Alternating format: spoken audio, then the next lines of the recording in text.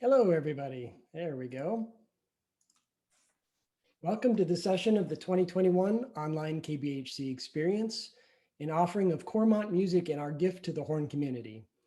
In this session, we feature a roundtable discussion called Teacher Talk, led by Douglas Hill, emeritus faculty at the University of Wisconsin-Madison from 1974 to 2011, past president of the International Horn Society, recorded soloist, published author and composer, and past faculty at KBHC.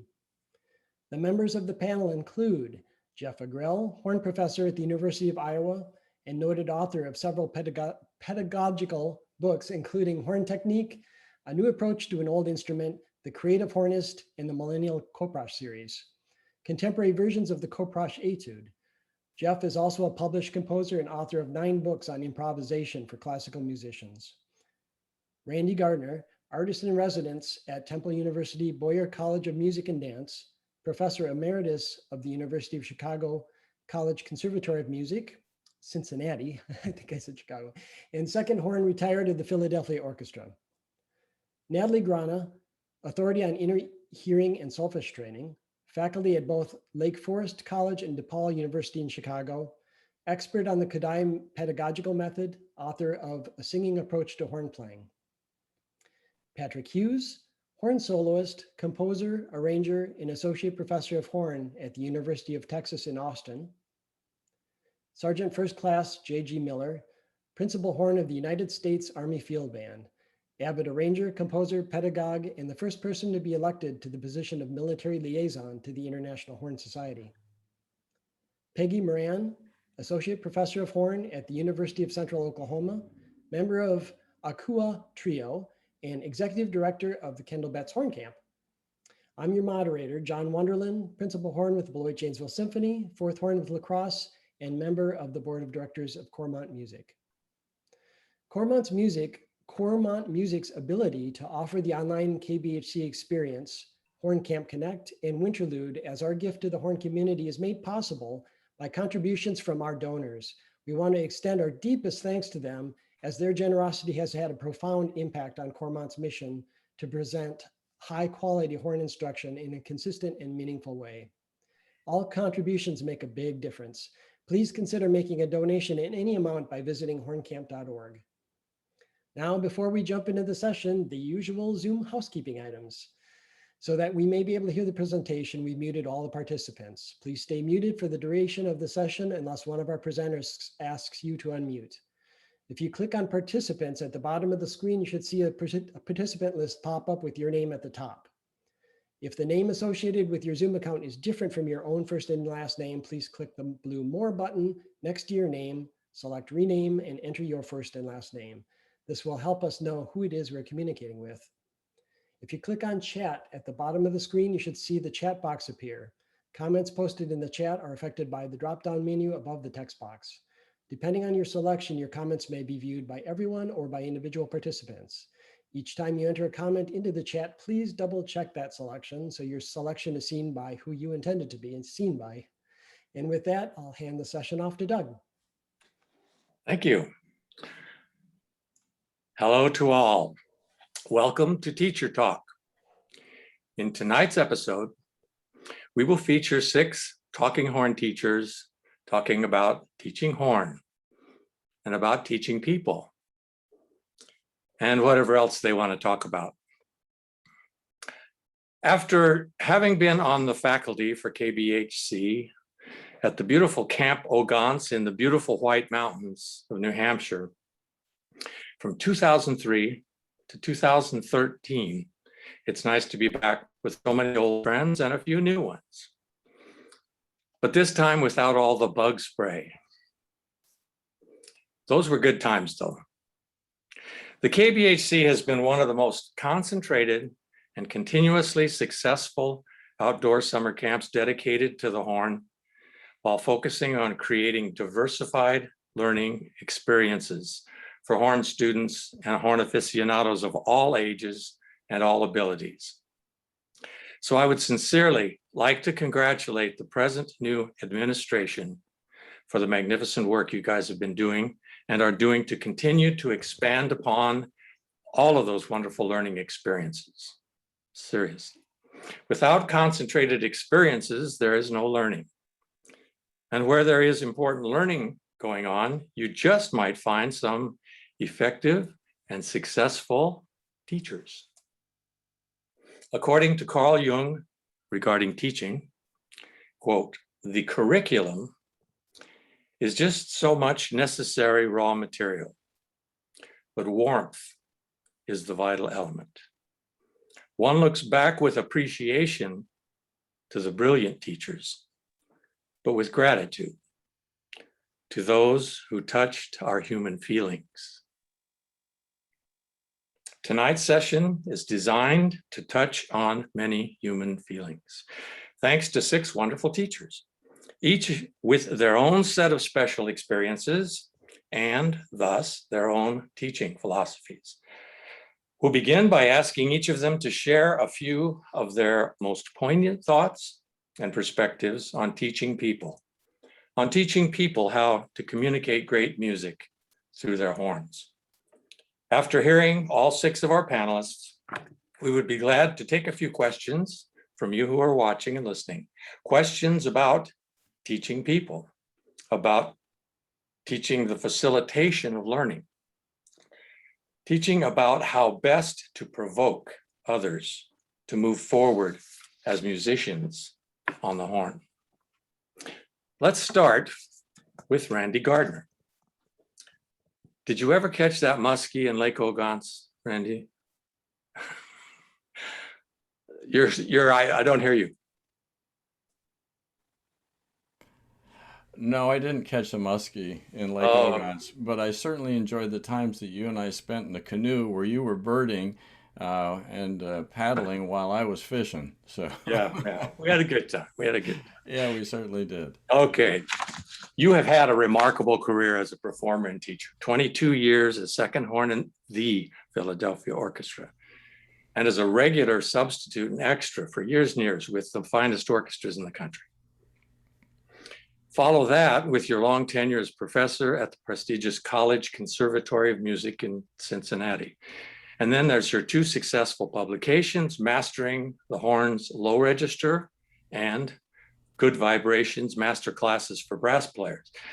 These have added to your stature as a most sought after teacher of horn. Could you please share with us your personal mission statement, teaching philosophy, and primary goals as a teacher of horn after all of these remarkable professional experiences? Well, Doug, thank you so much for that wonderful introduction. I really appreciate that. And it's a real pleasure and honor to be amongst all of my colleagues here.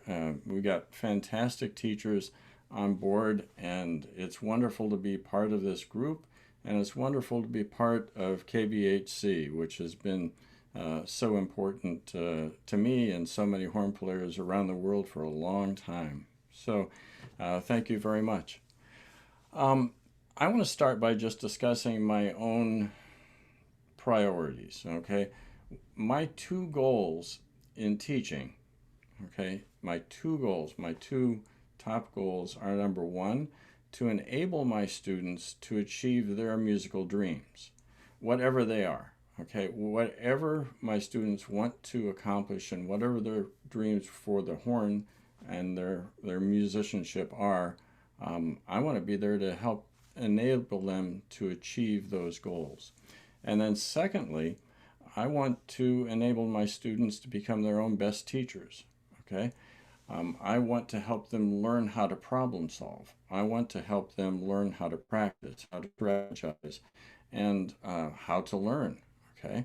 And as part of that, whenever I have a new student come into my studio, I ask 2 questions of them. Number 1, is I want to learn from them whether they consider themselves to be more of an oral learner or a visual learner, or if they feel that it's equal. I want to learn how they learn best. And then I always ask my students, my new students, to tell me what they consider to be their strengths and their weaknesses. And this tells me a lot. Not only am I going to get their self-perception of their strengths and weaknesses, but I'm going to tell a lot. It'll tell me a lot to hear how they answer the question.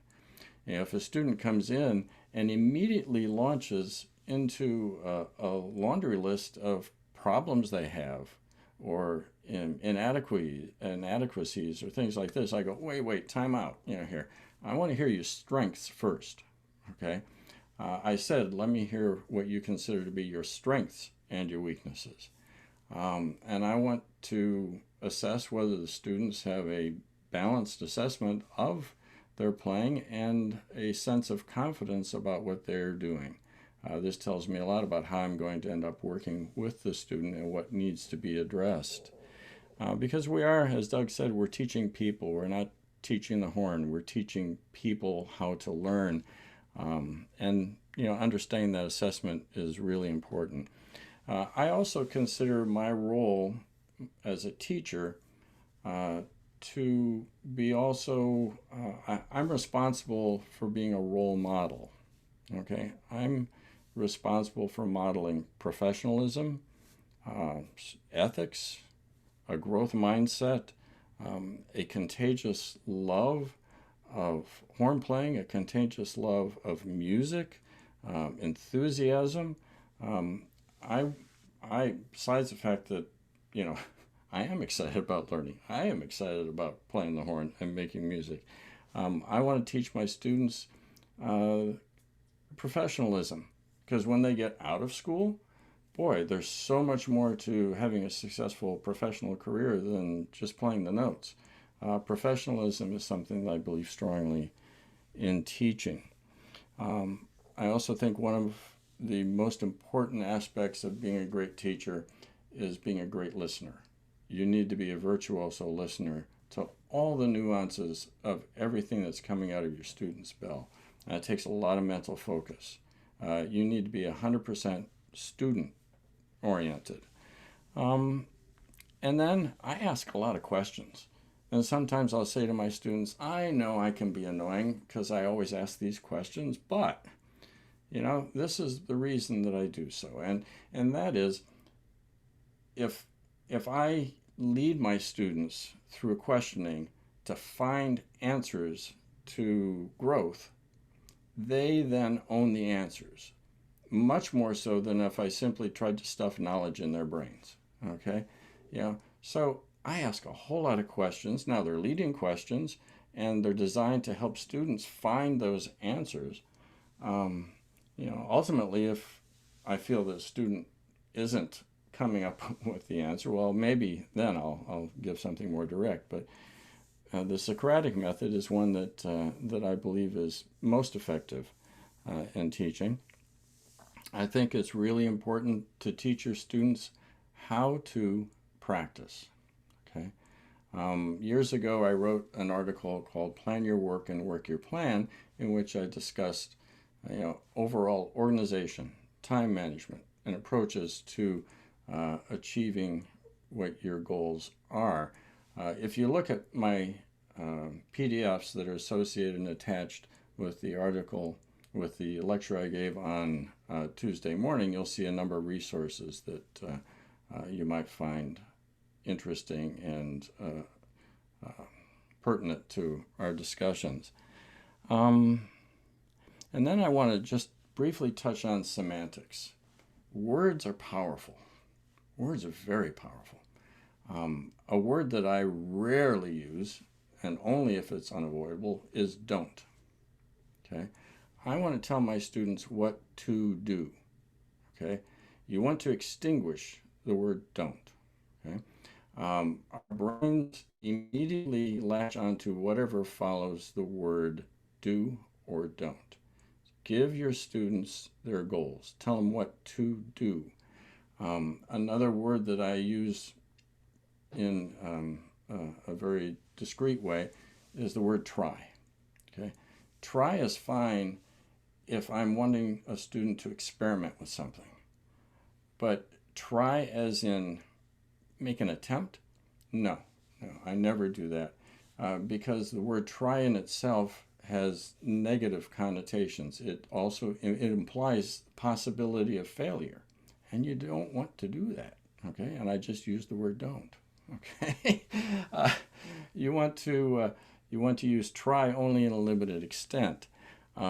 Should is another word I rarely use, except in the context of, well, in this particular passage in Brahms' second, the slow movement, the horn and bassoon should meld together in such a way that it creates a new instrument. That gives you an ideal.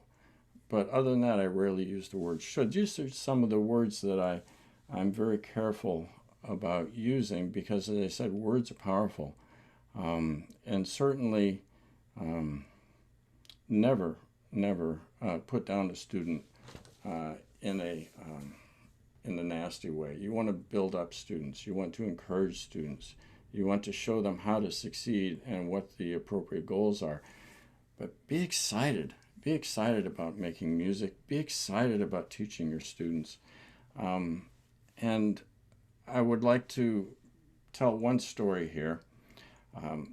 Once I came into a Philadelphia orchestra rehearsal, and Glenn Dodson, our principal trombonist, was playing some tune with this weird, strange tone quality. And I said, Glenn, what on earth are you doing, man? He said, well, I have a student who sounds like this. So I had to learn how to make that sound in order to teach that student how not to make that sound. And a light bulb went off in my head. This was a great teaching lesson for me. So since that time, I've always learned how to make the sounds that I want to teach my students to not make. Okay? Or I learned how to have these problems. It's been a very powerful teaching tool for me. So at that, I think I'm running out of time. But before I pass it off to somebody else, I just want to say one of the finest works published dealing with pedagogy is Doug Hill's Collected Thoughts. I can't recommend that book too highly. Okay? Get it, read it, check it out. It is a really valuable resource. All right, Doug, I think I've run out of time here. Yeah, well, thank you so much, Randy. That's great. Appreciate that. And it's great to see your enthusiasm because nothing great ever happens without it. Teaching, playing, otherwise. Terrific. Let's move on. Natalie Douglass Grana. You have now taught music students at the college level for 5 years, served as a visiting academic at Oxford University in the UK, and will soon have your own new book, A Singing Approach to Horn Playing, published by Oxford Press. Congratulations. Thank you. That's fantastic. You have also stated that your Fulbright grant, congratulations for that too, to study at the Kodály Institute, Liszt Academy of Music in Hungary during 2015, 2016. That must have been just the year before you started teaching, right? Yep, that's right. That this has greatly inspired your teaching philosophies. Okay, so what aspects of the Kodály method do you find most applicable to your horn teaching? And take it from there. I feel like in order to make the connection between Kodály and brass, I should actually first talk about Arnold Jacobs.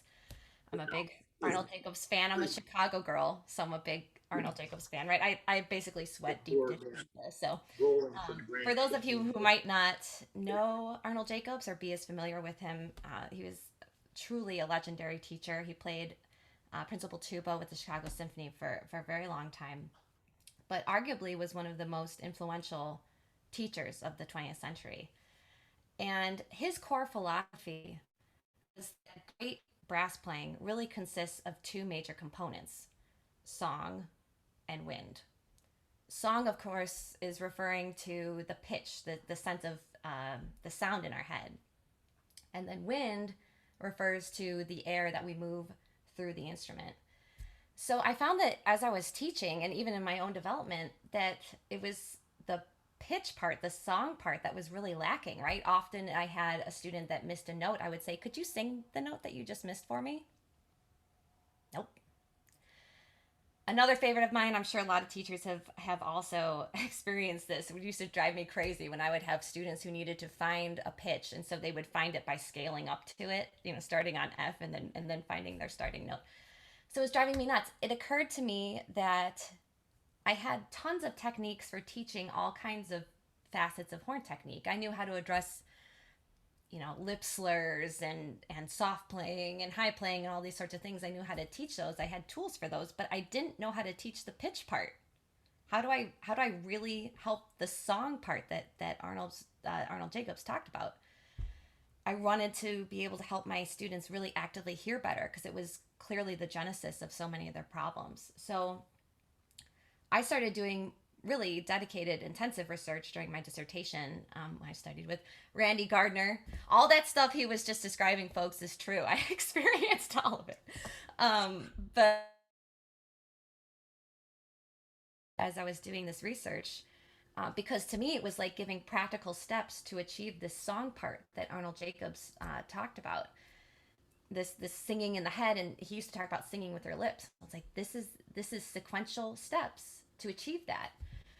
So it's starting with the fact that Kodai method is all singing based. Everything that you do is done on solfege, the do, re, mi, fa, sol stuff, such that you're actively and thinking within the key. I think the most practical application is the inner hearing that is emphasized in Kodai training. So your ability to think and hear in pitch. You've maybe heard the term audiation as well. So we do lots and lots of singing and inner hearing exercises, and it's exactly what happens when you need to play your horn, that you can actively hear the pitch in your head before you buzz it, and then it comes out of the bell. So but I'd say in a larger, like more philosophical sense, Kodai method is just the connection to the horn playing is really, it's just about music making, right? We all picked up the horn at one point, not because we're like, oh man, I'm really gunning to just blow hot air through a pipe. No, like we all started the horn because we loved the sound, because we loved music. It was music that brought us in. And so we're servants to the music more than we are to the horn. So I'm always, in everything that I do and when I teach, wanting to prepare the music as thoroughly as I can without the horn. And then the horn is sort of my voice, my means whereby. So that is my Kodai, my application of Kodai to horn playing. That's wonderful. Thank you. Let's move on to JG Miller. Remember you from the camp? Are you still rooting for the Brewers? Easy there. My wife, very much. My wife, yes, absolutely. But I am an avid St. Louis Cardinals fan. Oh, that's right. I'm sorry, I forgot. How I know it's easy to get things confused. Yeah. So, They're so cool. Yeah, exactly. But in all fairness, I'm an avid fan of a great game of baseball, regardless. All right, that's as good too. So you are now an active member of the United States Army Field Band, frequently touring as a performer, and have personally initiated Horn Vets, an international advocacy group honoring military horn veterans. Bravo, it's great.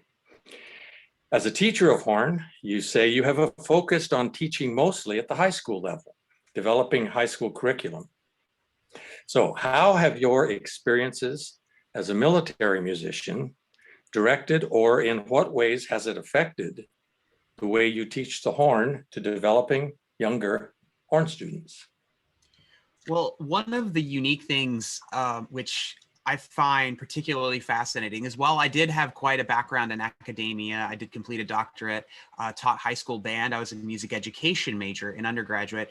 The unique thing about my particular, not only just being a military musician, but at my particular line of work at the United States Army Field Band, is our mission is to go out into the communities and connect directly with them.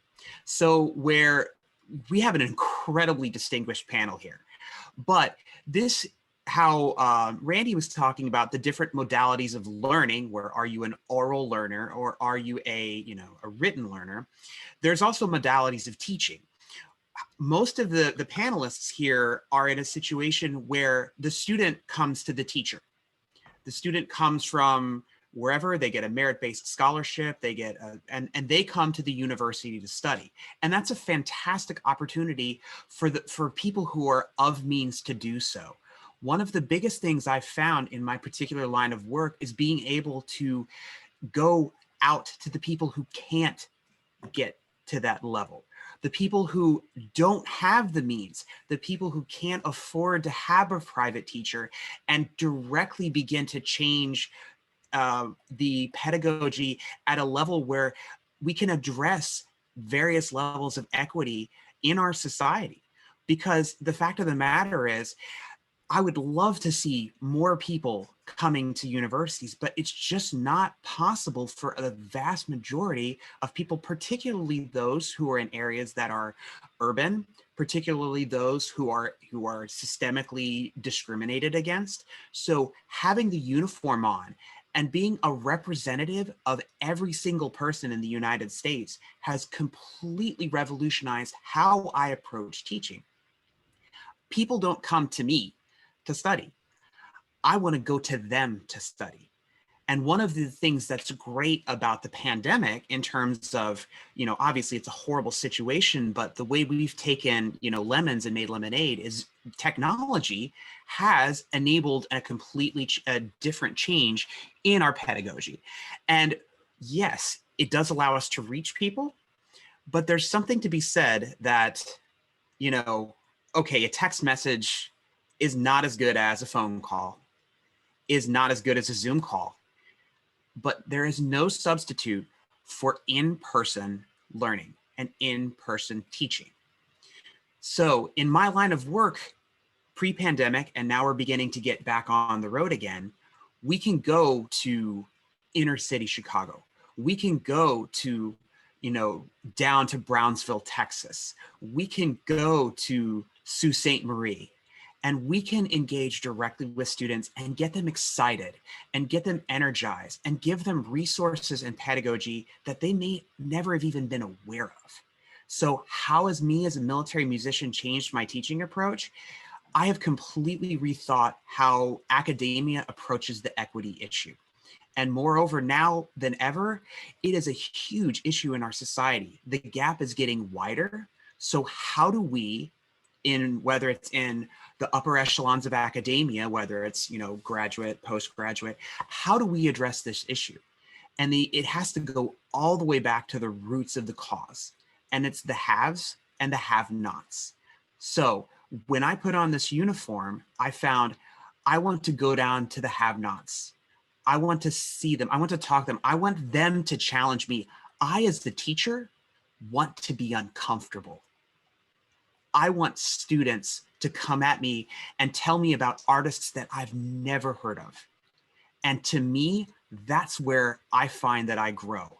That's where I find the friction is at. Because, there's this saying where you learn where there's the resistance. Because if it's easy, we can very, very easily get in our line of work. Sure. I try to challenge myself every time we go out, we go on tour and we're playing, a brass quintet concert in a middle school. I want to get to know as many students as I can. I want them to play for me. And sometimes it's not even a function of playing. It's just a function of human connection. And how do I learn from them? And how do they learn from me? So if I were to give you the single biggest turnaround from what I've learned being a military musician is that I have to find a way to connect with everyone, regardless of their means, regardless of their background, regardless of my own internal perceived, whether it's perceived biases. And I need to challenge myself to grow and be better every single time I get out there. Because again, I'm here to represent everyone. And sometimes it took me a little bit to really figure out how do I do that? And I'm still figuring it out. I'll be pretty brief in my terms here, so I'm going to hand it back to you, Douglas. But yeah, I'd say the biggest thing is, how do we address equity and how do we grow as a community? If I were to put all of my philosophy into 3 words, it's the 3 C's. It's curiosity, it's commitment, and it's community. And we need to spend more time on that 3rd one. I appreciate the time. We have an incredible panel, but I will yield the rest of my time back to Professor Hill. Well, thank you. That's very inspirational, very interesting, and it shows an incredible kind of flexibility. And a teacher with flexibility is usually a pretty good teacher. All right, that's exciting. All right, let's move on to Patrick Hughes. I remember you. There you are. There you are. Hi, Pat. Hi. You are now the professor of horn and head of brass, wind, and percussion division at the University of Texas in Austin, one of the truly great music schools in this country or anywhere. The Dallas Morning News described you as a dream soloist. I agree. I've heard him play. You have been featured as a soloist in Bangkok, Thailand, Australia at numerous international horn symposia and at yearly regional horn conferences. And having also taught at the Hot Springs Music Festival and Round Top Music Festivals, as well as Kettlebells Horn Camp. Now, how has your active involvement with the International Horn Society? This is where I would like for you to focus to start off with anyway. But your relationship with the society as an advisory council member, being on numerous educational committees, and as a scholarship coordinator. How has this informed you? How has these associations and relationships and activities influenced you or inspired you as a teacher of horn? Thanks, Doug. Thanks for the question, and thanks for the opportunity to be here and speak. That's actually an kind of a weird question for me, or a hard question for me to answer, because all of the things I do outside the walls of UT Austin, the IHS, or I've been involved with Candlebats, of course, and the music festivals and the International Horn Competition of America and all that kind of stuff, for me is just become woven into the fabric of what I do. And it's kind of hard for me to separate those things out and see how those have informed me, because it all just feels like it's all the same thing. But I do know that I am a more informed teacher because of the IHS. International Horn Society is the keeper of all things horn for us, and it's a wonderful source of information, opportunities for travel and scholarships, competition. It's all there for us to tap into, and the history of the horn, the performances, the horn makers, the composers, it all comes in right there.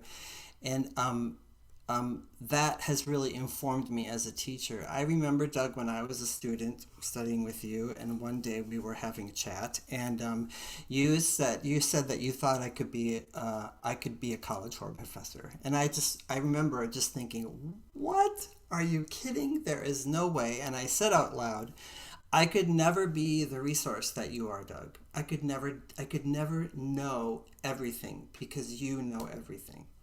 And you, in your sageness, of course, responded by saying that you weren't that resource when you started out teaching, but you knew where to find the answers, and you knew where to find the people to ask the questions, and that I'd figure that out along my way.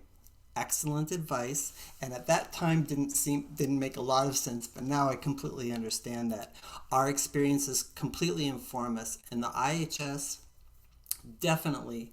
If you have any question about the horn, that's a great place to go. And so it has really helped me. It's certainly helped me become involved. And I also think that I'm an introvert at heart, and I embrace that 100%, just so you know. And reaching out to others, and just being social requires effort from me, and it asks me to step out of my comfort zone. And being involved with IHS and other groups like that has really become like a family or a community, and a safe place for me to feel comfortable and actually put my foot forward and take lead because there was a commonality there, and it was something that I felt comfortable doing. And I'm a better teacher because of it, because I've met so many people who care about the horn and teaching, and have had the opportunity to know them and work with them and laugh with them and drink with them and all of that, all those people that I've met in those other groups influence my learning, they influence my teaching, and it gives me the opportunity to give back and be a positive influencer and a shaper in the horn world and with my students. Being in those groups has certainly been an inspiration to me. If you think about all of the horn workshops and conventions, so much music happening, so much old music re-happening, so much research about stuff that I would never even thought of to think about, and all the performances has completely inspired me. I always go to those workshops and take excellent notes in all of my programs about all the pieces I'm going to play that year and all the pieces I'm going to share with my students that year, for the ones that weren't able to make it, because that's the place to hear new music, and that's the place to try new things, and so that really influences my how I teach. I think the best teachers are constant students, are forever students, and I still think that every year I'm trying to figure out a better way to do what I just did the year before. And I use everything I can, all the people I know, all the groups that I'm associated with, to inspire me and to talk about, I don't know, crazy ideas, create new things, dream up new things that have never been dreamed before. That's the coolest thing about being a college professor, is that literally you can do anything you want, and you can usually find funding for it. And it's pretty awesome. It's a pretty awesome job. And so that has also helped me, or allowed me to be the performer that I want to be. And I think performing all the time is inspirational for your students, and it keeps me on the cutting edge, trying new things. I mostly like to play solo music. I give recitals at least once a year, and I'm always playing new music, always trying new things, music with electronics, anything like that. I just love it, and I love to provide a huge variety of music to my students. And I think that being a teacher performer is very inspirational for students. And I think that, like Randy was talking about, setting the example, being the professional, I think we should be doing everything to show them that they can do everything too.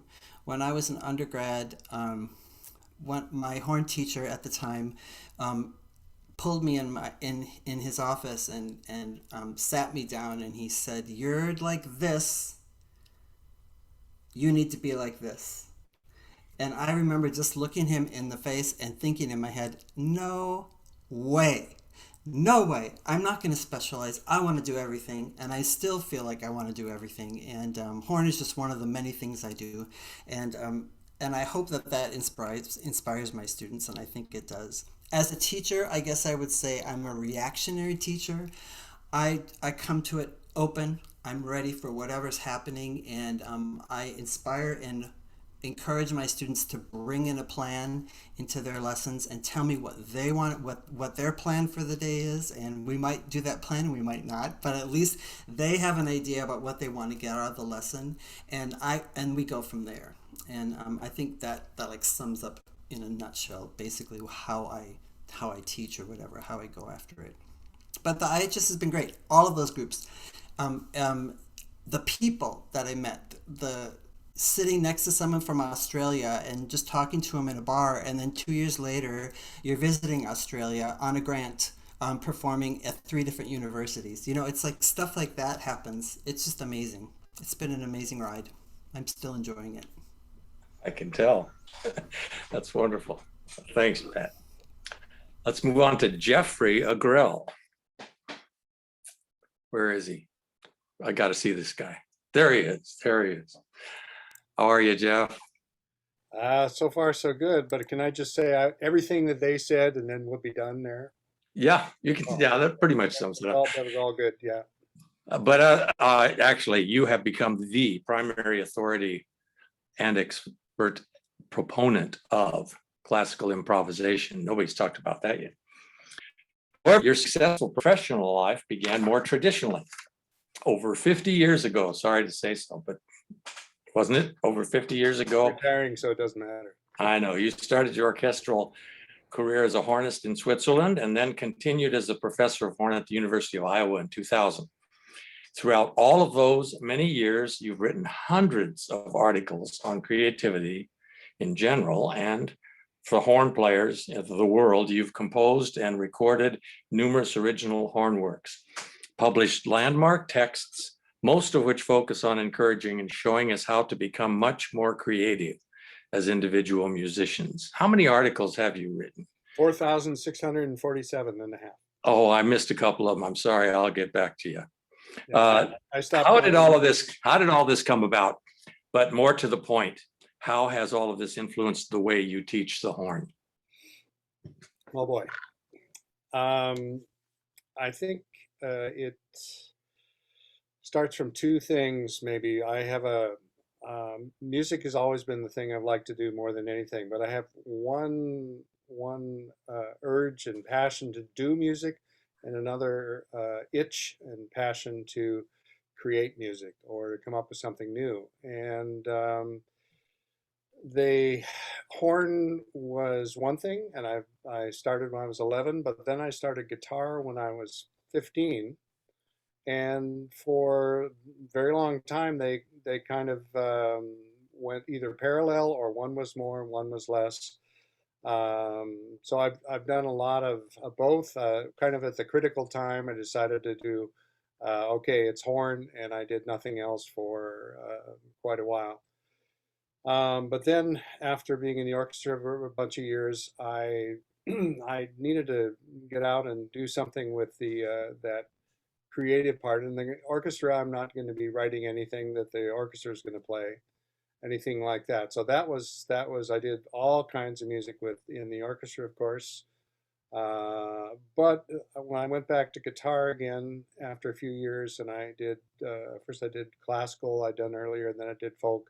Then I started doing jazz, and this was in the 80s, and I started working on jazz guitar up to 4 hours a day, because we had every afternoon off. You might have a rehearsal in the morning and you play in the night, or have another rehearsal, but every afternoon was off, and I got the bug with working on jazz guitar. So I did that a bunch of years, and I found a playing partner, and we did gigs, and it got me into composition, and it really helped my composition, because I really got to understand scales and chords and improv on the guitar with jazz.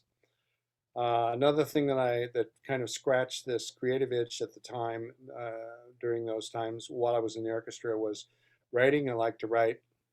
It's easy for me. I really enjoy writing stuff. And I did a bunch of other stuff. I did composing, and so the orchestra was the day job, and then all these other different things. I like to do lots of different things. Was scratching that creative itch, but I didn't really put them together. I wasn't an improviser on the horn.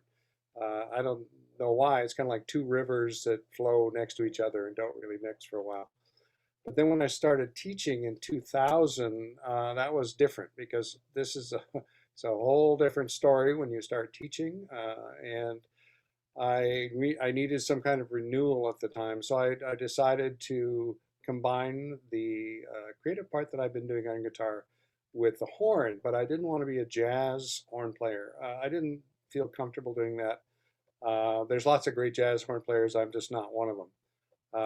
But I could use that understanding that I got from the guitar to start with. I was terrified at first to try to make something on the horn. I mean, I might make a mistake. Holy mackerel, that would be terrible. But I was, that much terrified, but that much more interested in the process and giving it a try. So I got past my fear, and I found a playing partner, a pianist, and we started creating something. We spent a year working on things, and at the end of that, we were giving concerts, improv concerts, and workshops and things.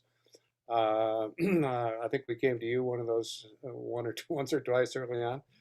And then I got the chance to give it an improv course. It was just kind of a fluke, but I got a chance to do improvisation for classical musicians, and it was a semester course, and that was really interesting. And I did that for 20 years, and that's where those books came out of. It was basically what we did in the class, and then capsulized and thought out and put in those improv books. So it's been just a great ride on that, because of the concerts and workshops. I've got 4 CDs and all that other stuff. And of course I also do the usual, the lessons are the usual things, solos, etudes, excerpts. But we, as far as getting this creativity into lessons and that sort of thing, it's been a evolving process, because the institutions in general, and including music institutions, are built around convergent thinking, so-called. That's where there's one right answer. It comes from some expert far away, like multiple choice. It's easy to teach, it's easy to grade. The student learns, memorizes the answer, puts it on the test. They're done. What I'm interested in is filling in the other kind of thinking that is complementary to the convergent thinking. It's not, they're neither one is better than the other. They're complementary, and we need both. Divergent thinking, also known as creative think, is where the student has to find the answer. You don't give them the answer. You say, go out and experiment, try things, make mistakes, learn from your mistakes, and where they have to discover something. And that's the main point of doing creative music for me and for my students. Like that, most semesters we have 1 or 2 creative projects of all kinds of different things. Lessons are, the meat and potatoes, of course, solos, excerpts, and etudes. But we usually start with improv, doing the warm-ups and the technical work. We can do all of that by playing together. I've had to learn with Zoom to do another way, because you can't really play at the same time. And actually learned a lot having to do things in one at a time, do it serially instead of together. One other big change that I did, maybe the last 4 years, was at proficiency tests. The old way is to have them play scales in octaves, usually 2 octaves or something. And I've watched so many people in pain trying to play their rote scales, A flat harmonic minor. I said, let's try something else. So what I have my students do is somebody picks a key, and they have to play the scale of the semester. They have to make up a piece in that key on the spot, 30 or 40 seconds. In one sense, it's more complex, but on the other hand, it has meaning, and they get to choose the notes. They get to demonstrate actually in a much nicer way how their technique and their musicianship. And so far, everybody's passed so far. You say, well, how do you grade that? Well, you know pretty quickly whether they know their scales or not. And then just one more thing I'll mention here, and that is that at the end of the semester, we have 2 concerts. The first night is all improv, and the second night is a repertoire concert. And it is absolutely amazing what they come up when you turn them loose. And let them. The last time we did it, we hired a lighting designer. We had lighting for both concerts, and I was stunned at what they come up with. The thing is that we're not raised in creating things.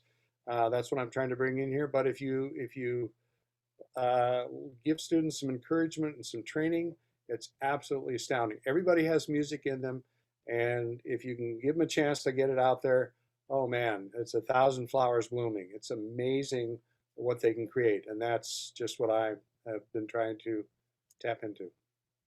That's wonderful. Thank you, Jeff. And now, Peggy Moran. As professor of horn at the University of Central Oklahoma, you have made a major commitment to support the creation of new music by commissioning works for horn and piano, for horn and violin and piano. And these are included on a new CD by the Akuo, pronounce it, Akuo? Yes, Akuo. Akuo, I wanted to hear you say that, okay. And by the way, that one thing that was on the concert, there was a fiddle, that stirred it up. That was very exciting. Great. New music is vital to the health of our profession.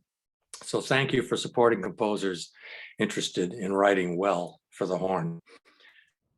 And now you are also the executive director of the KBHC. Congratulations to all who decided on that wonderful idea. It all started with your coffee though, right? At Ogon's? That was absolutely why I got this. Well, anybody who can make coffee, that I remember. Okay, this is the point, this quote that I remember in your bio. So now that you have, quote, led the digital transformation of this camp that has for so many years met annually in person, mosquitoes and all, including all of the great food and warm camaraderie, how has the development of online learning affected the way you now teach the horn and are thinking about teaching it from here? Well, thank you, Doug. And it's a little overwhelming to go after all of these wonderful colleagues I have, and even to be on a panel being hosted by Doug. You know, it's interesting that you highlight both new music and camp, because for me, both of those passions started when I was in college. You know, for composing, I was at the University of Chicago, which has music history, theory, and composition are their degrees. And I was like, oh, I want to play the horn. And I ended up going to KBHC every summer as an undergrad, and that was my time to be a performance major. And I went as a participant for many years, and I got to work with Doug, which was amazing. I got to work with Jeff, I got to work with Randy, and so many other people, and meet, you know, the other people on this panel. And when I think about it, you know, I will get to the online idea, but and I'm not just making a plug for camp. It's just that important to me that I said this in my session, that I always felt like coming to camp was getting my playing looked at through a kaleidoscope. So I'd go play for Doug, and I'd get these great ideas on my playing, and then I'd go play for Jeff and have kind of, it's the same issues, but from a different perspective. And by the end of the week, you just have so many thoughts in your mind, and you get to work on them the whole year. And so first of all, that really informs my teaching, because I kind of use the kaleidoscope kind of thing when I'm working with a student. It's like, okay, here's an idea.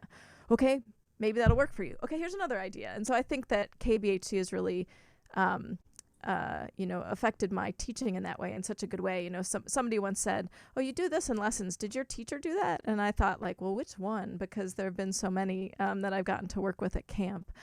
And then in terms of kind of leading the digital transformation, that's definitely bio talk. I am honored to be in this position, and my role is to work with Bernard and Jesse on their vision, and then take that and work with the amazing team of Julie and Nikki and the staff to make it happen. So I'm kind of a go-between on that. And it really means a lot to me, both for the in-person camp, to provide this experience that was so meaningful to me in my career. And then I think the last year has really shown us how we can, as JG said, kind of reach out and provide this experience. Not just, you know, we love our camp and we want it, you know, we want to meet in person, but the opportunity in this last year to meet all of you online and hear from so many about how it's just not possible to get to the in-person camp. You know, that I think that is so meaningful, you know, to kind of think about this opportunity that was so great for me, and for people who might not be able to afford it, or might not be able to travel, or just might not be able to take off work. You know, I think that's the biggest thing that I see online teaching helping us do, is reaching more people, is being able to, you know, to work with people far away. And I have to say, teaching lessons this week, it's just been such a pleasure. First of all, it's always so wonderful to work with Horn Camp participants, because if you're here, you're serious and you're enthusiastic, and it just, you know, as teachers, I know we all feel that way, that like working with students, it just, you know, it brings you energy.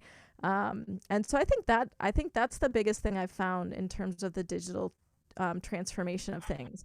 And then I'd also kind of tie that back to kind of my teaching philosophy in general, because in my decade of teaching at the University of Central Oklahoma, I've really felt very much like the university's kind of mission is, in fact, actually very similar to what JG has pointed out in like going out.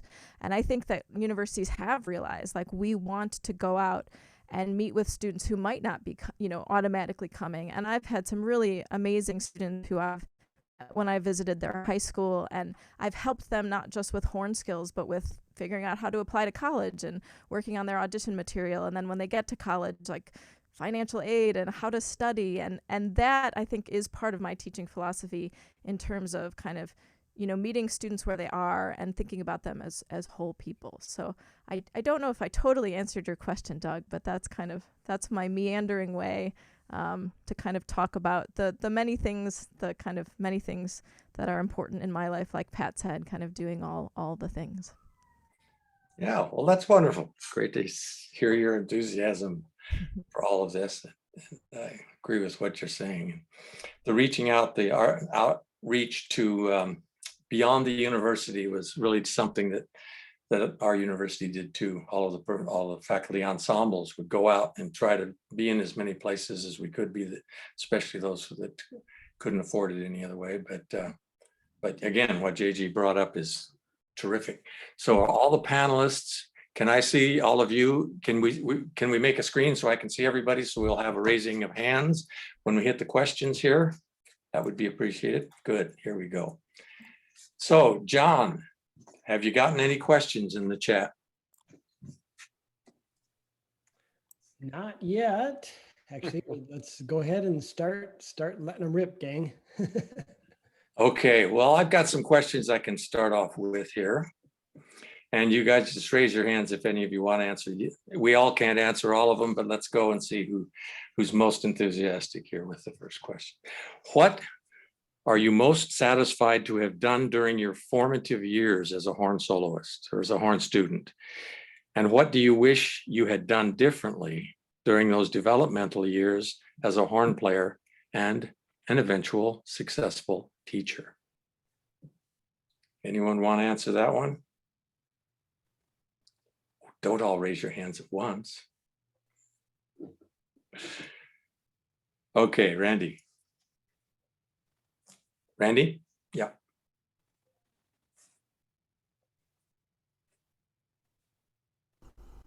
There you You're go. muted. Randy, you're muted. Okay. There you go.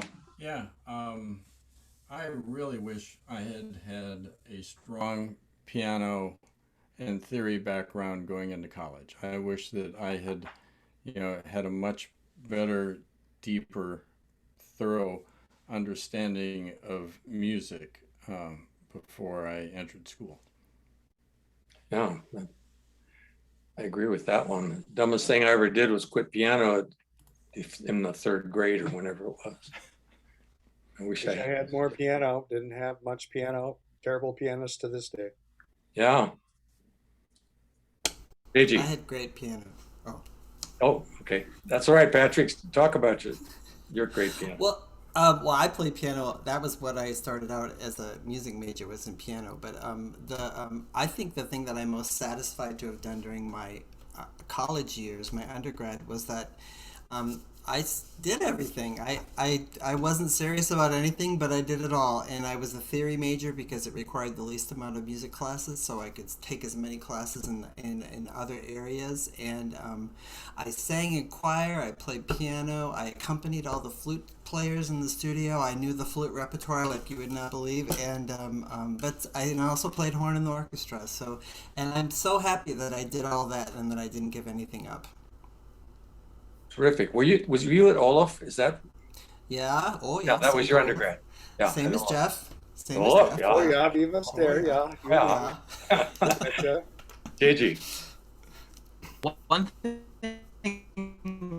that I didn't really understand the breadth is that I wish I was more, I expressed more gratitude towards my parents growing up for all the things that they provided for me, for all the things that they did for me, for all the things they sacrificed so that I would have the opportunity to do something.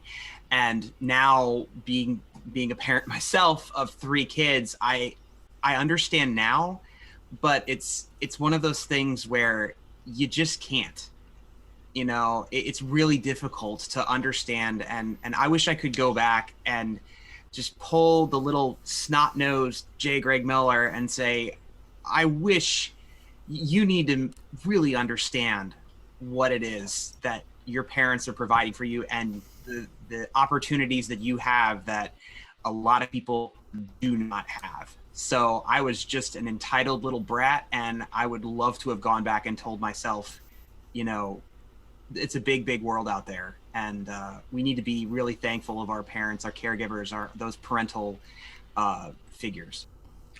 Wonderful. Gratitude is so vitally important and so difficult to generate. Comes from very deep down. Doug, Anybody else? We've got a couple of questions here. Okay, go ahead, John. Well, from Kyle, oftentimes I find some of my ideas won't resonate with a student.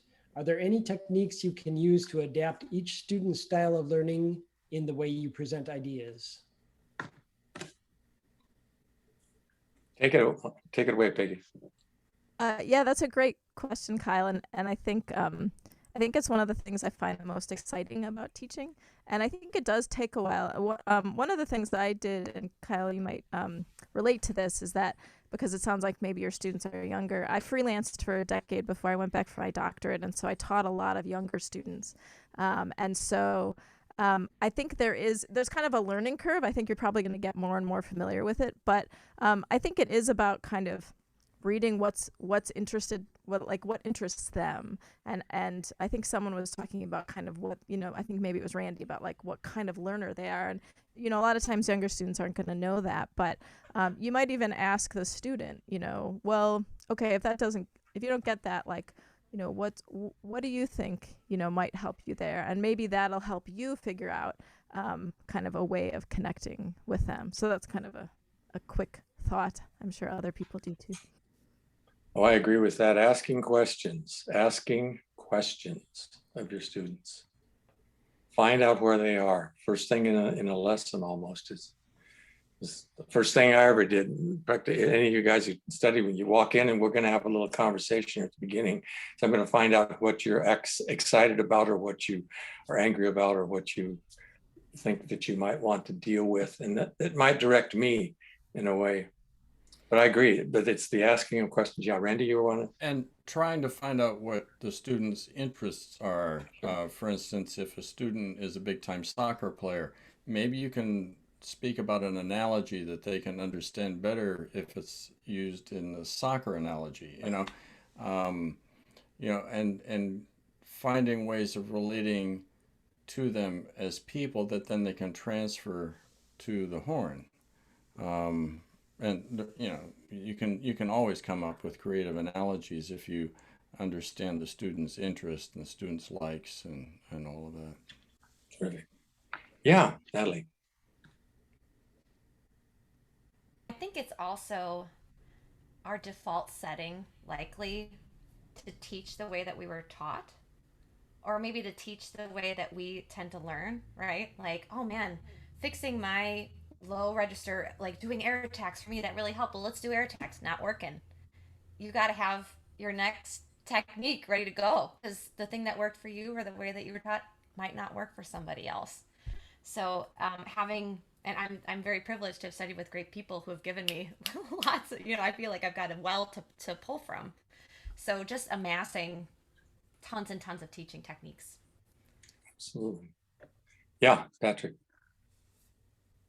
I think also that, as a teacher, you have to just be excited by the fact that you haven't gotten through to that student yet, and that there has to be a new way to do it. For me, that blows my mind. Like, I've been saying this to everyone, they all understand it, but this person doesn't. And it makes you look for different words, or find different analogies, or different ways to connect. And that's, for me, is really exciting. And sometimes you really don't know what to say, and then you call all your friends and ask them what they do with their students who have that problem. So if I can interject just briefly, there's 2 chapters in this book that Randy mentioned of mine. One is called The Responsible Student, and the other is The Respondable Teacher. Oh, thank you. Thank you for the publicity. But just those 2 terms is kind of a turnaround. Thank you, John. It's just kind of a turnaround of the way that we sometimes think that teachers are to be responsible Gosh, I got to pay all you guys now. Uh, so responsible student, responsible teacher. Thank you, Ben. Whoever's taking screenshots of this session and of all of us holding up. No. Come on. I appreciate that. Thank you so much. Because an awful lot of people took those 2 chapters and just Xeroxed them and didn't make their students buy the actual copy. That's what I heard. Anyway, moving on. Do we have another question, John? Yeah, we've got one here. This is kind of related to the to JG's point about what do you better understand about your teachers once you became a teacher? From Joanne. Wants to take that? JG, you were addressed first. So my professor from undergrad had a saying, which at first I kind of thought was, oh, come on, it really, like, that what it is. So he would have a thing where all of his students passed a particularly important test, and that test is, can I handle this student at 5 o'clock on a Friday? And I thought off the bat, I was just like, what are you talking about? Like, I thought this is great. You teach at this prestigious university, and this is just how. And then, as a teacher, when you have 25 students, and it's a job, like it's an actual job, and like Patrick has mentioned, and we've all had mentioned, like this is work. Good teachers put it all out and pull out all the stops. And if the teacher is not, mentally exhausted at the end of a week of teaching, 25, 30, my heart goes out to everyone who does like the Texas, they teach, 40 kids, 50 kids, they just move in and they set up shop. My heart goes out to you because it's exhausting. It is really exhausting. But the thing is, this isn't a pity party. This is to show that the great pedagogues, and one of my other professors always said, the ones who make it look easy, but then you go and try to replicate it and you realize how difficult it is, that's mastery. So the ones who can play a horn line and just make it sound so effortless, Lowell Greer playing natural horn, I have yet to hear a better off them strong, even on valve horn. He makes it sound so easy. The great teachers, they're just sitting there and they're just pulling these ideas just every corner. And you're just like, how do you do that? They make it look so easy, and then you try to do it and it's so hard and it's exhausting. So that's definitely one thing that I did not appreciate until getting into this realm. Mm-hmm. Peggy? Yeah. I think the thing that I've really come to realize teaching is, and this kind of happened, it's kind of awareness happened just in this past year or two, when I had a student who, I worked with her for a couple of years, and, just on some of the things like Randy was talking about on how to practice. She's very talented, and she said to me, like, her 3rd year when she finally got it, how did you know I was going to get this? And I think what I learned at that point was it's kind of like when we have the song in our mind when we're playing. Our teachers have this, they can see where you can be, even when you can't. And I think that really like brought that home to me. Like, wow, right, I have this, I can see the student, I can see what she can do. And that's what my students, or that's what my teachers saw in me. And it was a kind of a special connection when I thought about that. Oh, that's great. Pat, did you have your hand up? I did. Yeah, I'm reminded of the one summer for 2 weeks I studied with Phil Myers at the Grand Teton Orchestral Institute, which doesn't exist anymore. And at that point in my life, I was in the best place ever to hear whatever who was standing in front of me had to say about the horn. And it just changed everything, the way I played. But when I went back to school, I remember talking to you, Doug, actually, after that, and I realized that all the things that you said to me were the same thing, but they were just with different words. And all the thing that David Wakefield told me at Aspen was the same thing, but they were just different words. But that at that last summer, I was in the right place. And so I think that sometimes You just have to be open and ready for that time for the aha moment or whatever to hit. But really, everyone's been telling you that the whole time. Andy. One thing that Peggy had to say, and that has to do with students' self-image. And I have found, by and large, students think less of their potential than the teacher does. You know, students don't see the possibilities in front of them. They don't believe they can achieve X, Y, or Z when I do. And I think one of my jobs as a teacher is to raise the awareness that this is within their capabilities, and this is not rocket science, and they've got potential, and make them believe in their own potential. And that's not saying to be counterfeit in any way. It's just saying, hey, I know that you're capable of X. Now, let's get there. Beautiful. Yeah, John, do you have another one? I do. I've got a couple more here. I've got a question for Patrick. I really related to, this is from Aaliyah. I really related to you when you talked about not wanting to specialize and being interested in so many different things. This often overwhelms me, and a lot of the time I feel like I'm in over my head trying to balance everything. What is your approach to stay involved in all of your interests, but not driving yourself crazy? Well, first of all, I am crazy. Just, put that out there. So, but here's this. I don't know who said this to me a long time ago, but I remember talking about balancing everything with a friend or someone, and how I just felt out of balance and all this kind of stuff. And someone said, why are you looking for balance? Like, life is full of unbalances. Why don't you just embrace being unbalanced and go and do whatever you want to do? And honestly, that freed me up. It really freed me up. But I won't say that that it hasn't been hard sometimes doing a lot of things. And sometimes you have to say no. And sometimes you have to let things go and or put them off for a while. And you can always come back to them. But I think it's okay to be unbalanced. Jeff. I feel a lot of the way that Patrick does about these things, being interested in a lot of things, and I think it's possible to drive yourself a little crazy if you only do horn and nothing else, and I think it's healthy to try different things. You get some relief from that very intense focus and hard work that we do on the main instrument.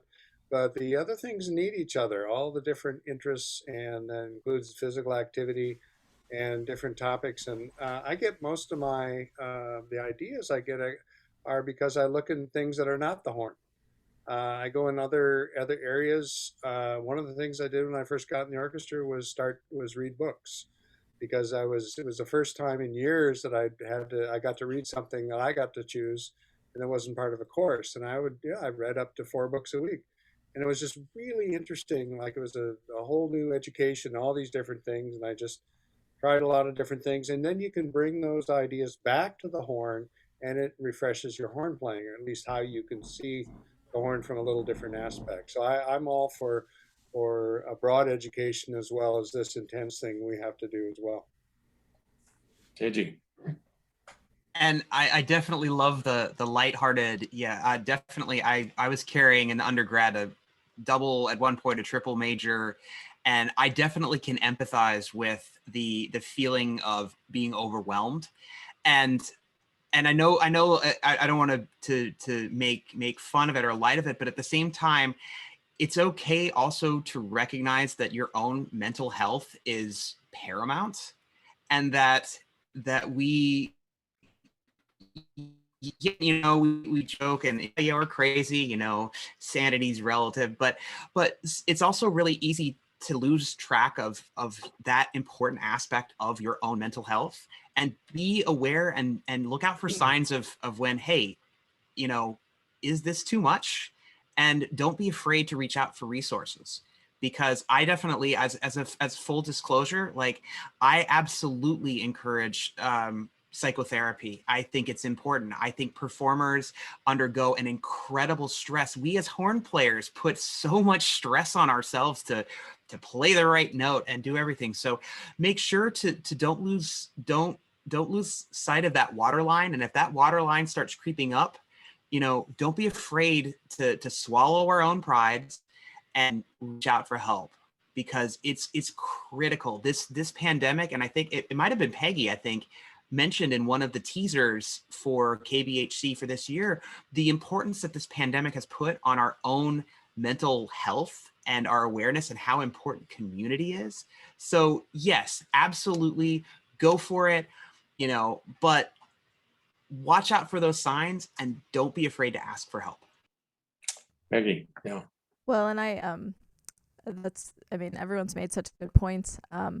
And I was going to make two kind of related to what JG just said and what others have said. First of all, I think part of the reason why we do this is just because we thrive on balancing things, right? I mean, I'm a professor and a performer, and I commission music, and I'm, working with KBHC, and I have a 2-year-old, and, like it's just thrilling. But, there is, as I am going to have to remember that, Pat, it's okay to be out of balance. But I do, to follow up on what JG said, I mean, I do think like there's been this highlight this year of like, yes, you have to like take care of yourself.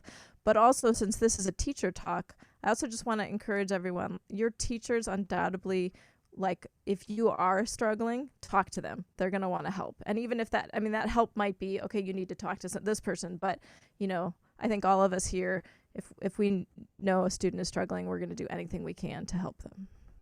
Peggy, you queued up the next question perfectly. From Pat, has anyone had students during the pandemic that had trouble motivating themselves to practice? How did you help them? That's probably one for everyone listening to. Yeah. And ourselves. Do you have an answer for that one, Natalie? I actually found myself signing quite a few transcriptions, so that, because a lot of them had, you can find just like on YouTube, like somebody has accompanied or whatever, recorded an accompaniment, because so often my students were just tired of playing by themselves. So if I could just tell them, like, crank your laptop speaker or your Wi-Fi speaker or whatever and play along, like that generally would kind of light a little bit of a fire. So transcriptions, or I would even just ask them, like, is there a piece that you have been dying to play? Actually, for me, because I also was like, man, it's the pandemic. I don't have a gig, in months or nothing in sight. And I'd always wanted to learn all the Bach cello suites. So now I'm working through all the Bach cello suites. So I think repertoire is so, so, so important when it comes to motivating students. I also have a dear, dear friend in Utah who I was talking to her about practicing. And she said, you have to think of it like a plant. You don't just stop watering a plant because you're not going to have company coming over or whatever, right? The plant will die. So you just have to, no matter what, you gotta give the plant water. So I used to tell my students, like, don't let the plant die, even if we're in the middle of a pandemic. Good one. Anyone else? Yeah, Peggy. Well, I certainly had students who struggled with practicing, but just also with this year, right? I mean, it wasn't just about the horn. It was, college students. I mean, again, any college students out there who are participants, like, we all feel for you, because as hard as it's been for us, we know how much harder it's been for you being, kind of trying to get through college on this. And so I do this exercise with my students where they write goals every week, but we just decided that in the fall, our goal was to keep going. And I think that is actually a really great kind of way of, kind of related to what Natalie was saying too, like keep watering, right? Just keep going, because sometimes whether it's a worldwide pandemic or just something in your life, that can be a really helpful thing to kind of learn how to do. So that's what I worked with on my students. Anyone else? We have one more, and then I want a follow-up question. Perfect. We've got one last question from the gallery here, from Ethan. I heavily value building a student's musicianship skills and musicality. How would you go about teaching solo repertoire in a way that a student can understand traditional performance practice, but also allow them to develop their own musical phrasing and ideas about a piece? Who wants that one? Go ahead, Jeff. I'll take the first stab at it. One thing we do a lot of, and that's how do you get the note? Get the note. Don't make mistakes. And it's just as important to work on phrasing. And one thing I like to do a lot of things with as little notation as possible, or do with notation than do without the notation, because sometimes you can get the feeling that because it's printed this way, there's only one way to do it. So I think one way, if you want to work on phrasing, is, well, there's a couple things to do. One is to photocopy it and then take out all the dynamics and all the other things in there, and see what you can make out of it. Have the student see what they can make out of it, and then after so you're telling a story, and how are you going to do that with dynamics and articulation and maybe rubato and things like that, and then go back and compare it with what the composer did in the first place. And you can do some of that. I always say, don't be correct, be convincing, tell a good story. Another way to do it is to take every phrase and, you do the usual thing, where's the high point of the phrase, where's this going, and say, find 3 ways to do this phrase.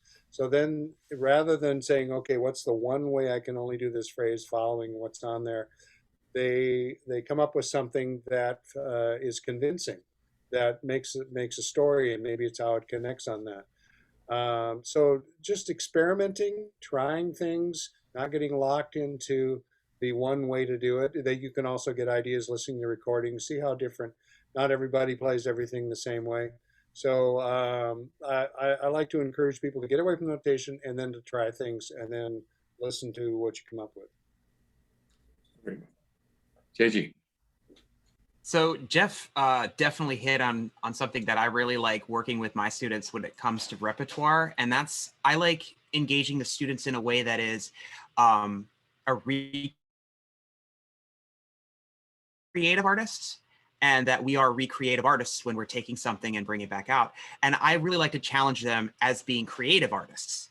So you take the notation away, as Jeff mentioned. So that's something where when you start talking to them in a way of approaching it from creativity, there's different types of creativity. There's recreativity, listening to the greats, of course. And one of the things I really like to do is I'll have students go in, first of all, get familiar with music notation software, because that's something that really everybody needs to do in the 21st century, some basic type, and have them put a couple phrases in, but leave them completely unmarked and say, okay, play it one way. That's actually a big proponent in our audition process here, is we send Bach cello suites out with no markings at all. And we give the instructions, play in a convincing manner, play whatever articulations you want, and sell us a story. So absolutely, Jeff, definitely the music learning theory. I'm right there with you. Randy. Yeah, thanks. One of the handouts I gave in my session on Tuesday is a recording worksheet. And the first part of that recording worksheet says, state your musical goals. And by that, I mean, what do you want me as your audience member to feel? What expression do you want to convey to your audience? That's the first thing you need to consider. And I'll say to my students, okay, what do you want me to feel? What do you feel? Now, let's talk about the technical aspects that will allow you to achieve that. So what do you want your audience members to feel? And you have to figure out what you feel about it, okay, before you can do that. And this brings to my one great story.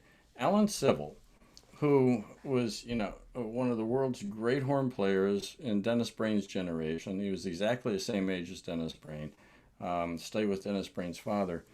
He told me a great story once. He said that when he auditioned for principal horn in the BBC, that he went to Sir Thomas Beecham's penthouse apartment. It was a private audition. And he said, Mr. Civil, I believe you know the horn solo in Tchaikovsky's Fifth Symphony, don't you? And Civil said, yes. He said, play it for me. And so he played it. He says, oh, very nice. Now play it passionately. Now play it tenderly. He played it 5 times. That's all he played. He played Tchaikovsky Fifth 5 different ways with 5 different expressions, and he was hired. That was the entire audition. Take pieces of music that you've played multiple times and put different expressions to them. Experiment. That's one of the reasons I love to get students, especially new graduate students, playing through the non-measured preludes of Guy. You have to struggle with the musicianship, with your expression. What do you want to say with this piece? You know, there's not a whole lot of structure. There's some, but you have to work with it. So, yeah, there are many ways of making great music. Thank you, Randy. We got about 5 minutes left. What I'd like to do is ask each of you, we'll go through the list here in whatever order you'd like, but I'll ask you that last question I think that you've been thinking about. What words of wisdom or inspiration do you feel have influenced or guided you most as a successful teacher? And do you have a phrase or a personal mantra that you repeat to yourself to help you move forward as a teacher? Who would like to start? Jeff. I'll get it out of the way. I'm not sure this encompasses all those things you said, but I'll just tell you what I have in big letters up on my wall, and that is the obstacle is the path.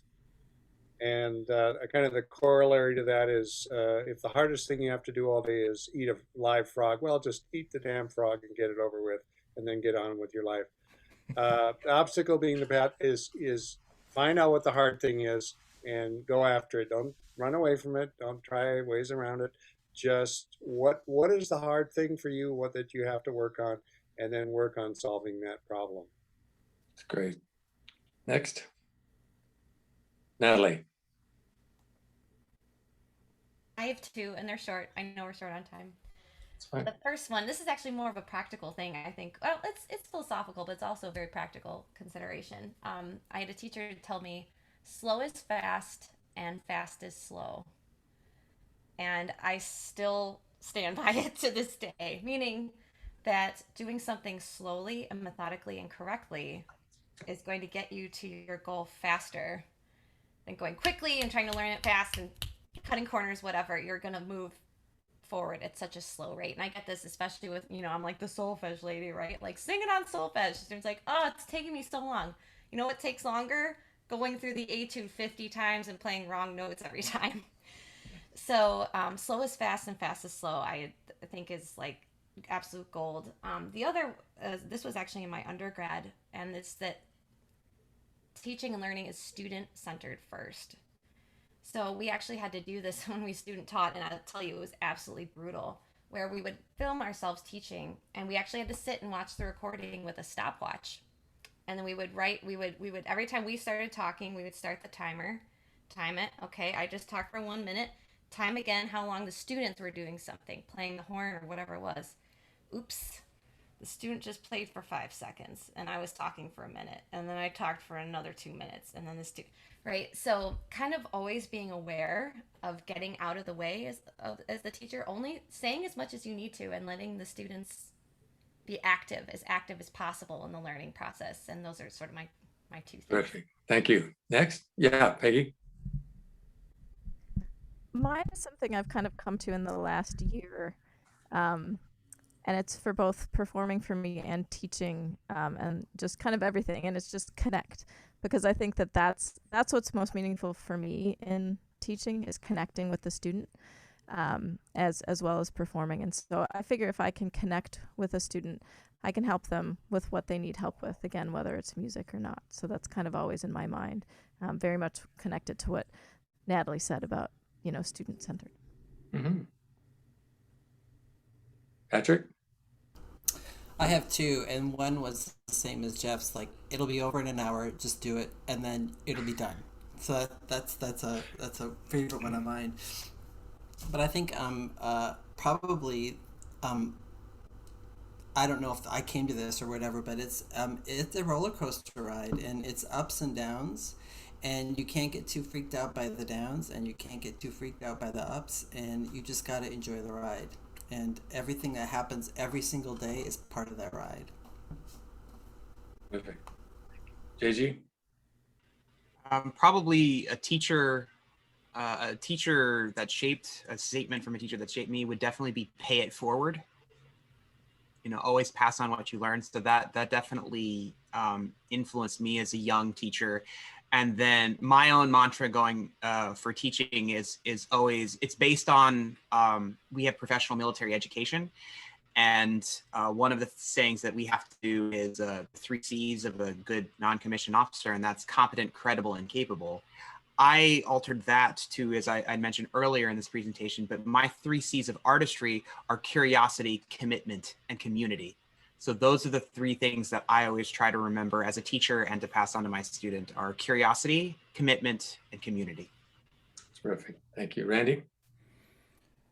Be a musician first. Be a musician who happens to play the horn, okay? Rather than a horn player who happens to play music.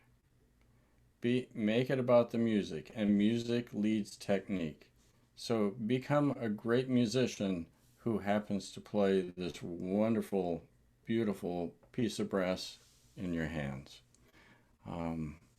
And as far as being a teacher goes, I just feel it's an honor. It is really an honor to share in other people's life journey, you know, with the horn and with learning. And it is a journey together, and relish that, feel honored by it, and enjoy it, and love music. Terrific. Terrific. My 2 or 3 little phrases, one of them is choose to cope. And another is things turn out best for those who make the best of the way things turn out. Things turn out best for those who make the best out of the way things turn out. And then another quote by Krista McAuliffe. I touch the future, I teach. Thank you all for coming to our panel. I hope you learned a few things along the way. I think we can sign off now. Who do I ask to Thanks, do that? Doug. Somebody paying attention. There you are. There you are. Take it from here. Thank you, Doug. You're certainly welcome. This has been great fun, guys. Really fun. Thanks, Doug. Okay, John. All right. Thanks, everybody.